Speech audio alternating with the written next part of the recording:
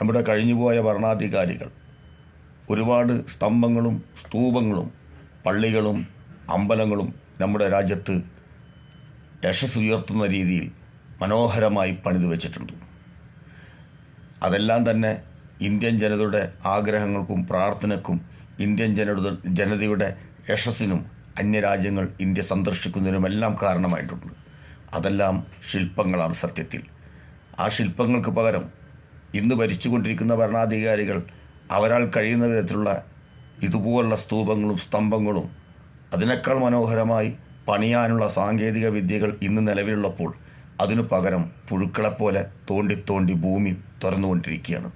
ഓരോ രാജ്യങ്ങളും രാഷ്ട്രങ്ങളും അവിടുത്തെ പൗരന്മാർക്ക് വേണ്ടി അവരുടെ യശസ് ഉയർത്തുന്നതിന് വേണ്ടി പുരോഗതിക്ക് വേണ്ടി മുന്നോട്ട് കുതിച്ചുകൊണ്ടിരിക്കുമ്പോൾ നമ്മുടെ ഇന്ത്യൻ ഭരണാധികാരികൾ ഇന്ത്യ എന്ന് പറയുന്ന രാജ്യത്തിൻ്റെ അടിത്തറ തോണ്ടി ഇത്